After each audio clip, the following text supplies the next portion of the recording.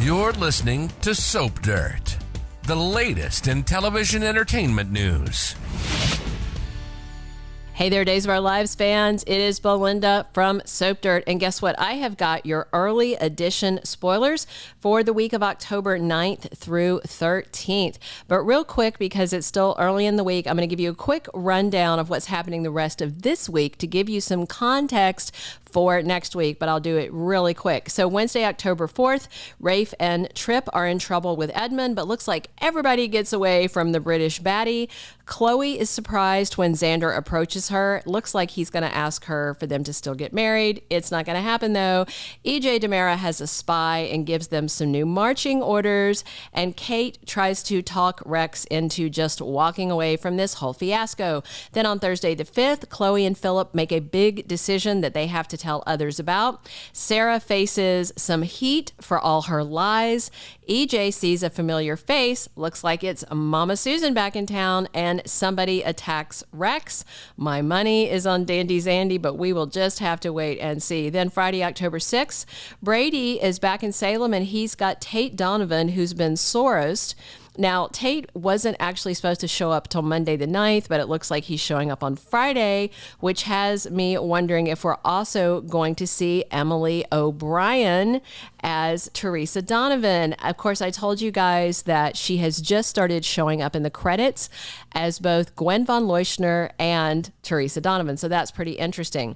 Alex claims what's his on Friday, which is the CEO chair at Titan Industry.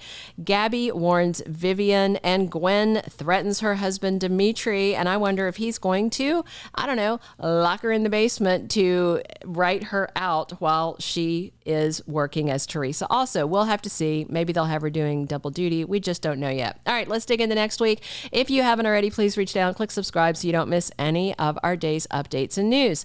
Monday, October 9th, 2023. I've got 2 spoilers for every day of next week. That's all I've got for the early for you, but we'll have full weekly spoilers later. So on Monday the 9th, Justin Kiriakis is really upset at Alex after he finds out that his son/not son anymore fired Maggie Horton as the CEO of Titan.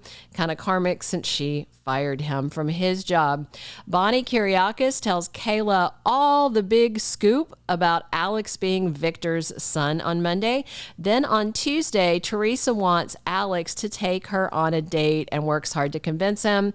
What's funny about this is, of course, Emily O'Brien as Gwen also banged Alex, and now she'll be presumably banging Alex as another character. Kind of interesting. Chad is hesitant about getting married, and Stephanie is disappointed but kind of keeps that in her pocket.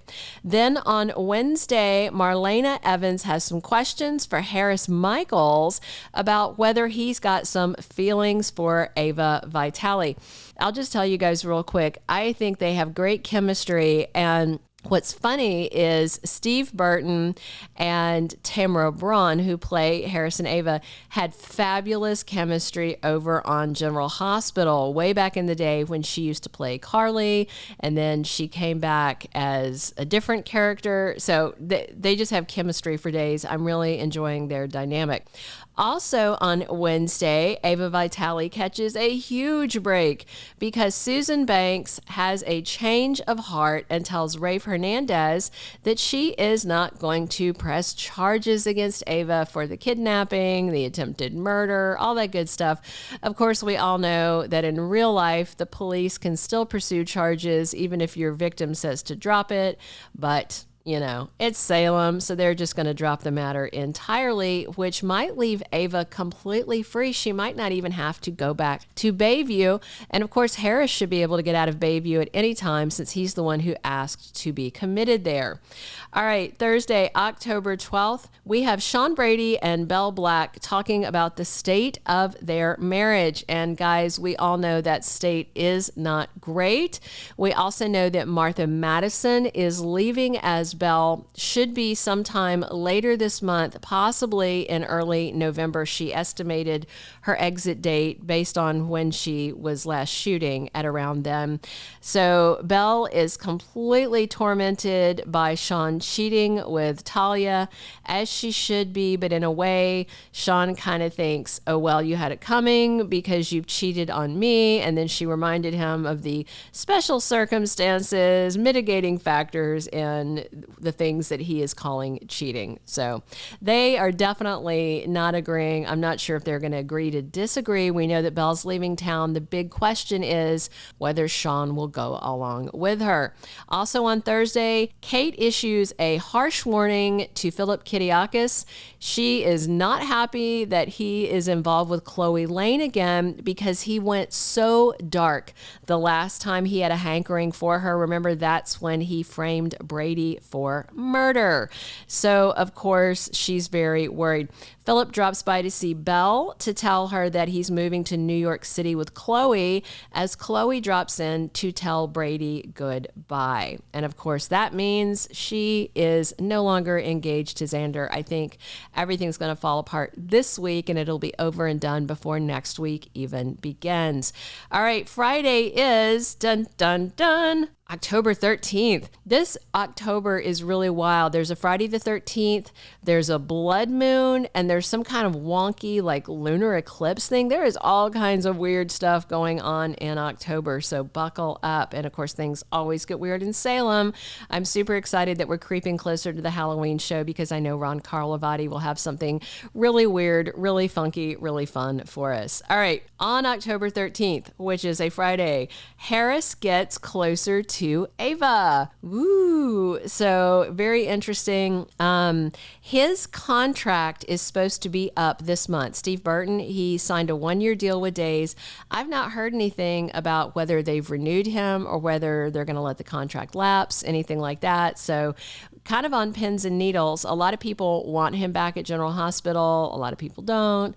I just want him on one of my soaps, and then I'm happy. I really like Steve Burton. So also on Friday, there's some Xander, Sloane, Sarah, Eric action. There's several spoilers, but I'm going to clump them all into one. So Xander hires Sloane to rep him in the custody battle. Eric Brady's really PO'd about it. We know how much he hates Xander. I'm sure he's going to tell Sloane all this bad stuff about the guy. Sloane's not going to care. She's used to working with dirtbags as clients. And Sarah Horton finds out that Susan is alive, and so she kind of chills out a little bit on Xander, but little does she know, Xander is hoping to not just get visitation, but to strip custody from her and get full custody of his daughter, baby Victoria Margaret. And I guess her last name should be Kiriakis, but we'll find out. I don't know if she's going to try and make the kid a Horton. All right, that's everything we have for these early spoilers. Please click subscribe if you haven't already. Definitely click a like if you enjoyed this early edition, and drop your comments on what you are excited to see happening next week on Days of Our Lives, and come back soon for full weekly spoilers, 2-week spoilers, and lots more. This has been Belinda from Soap Dirt. Thank you for being a loyal listener. Follow us wherever you get your podcast, because you don't want to miss the next episode. Soap Dirt is on all the major podcast platforms, including Apple Podcast, Spotify, iHeartRadio, and more.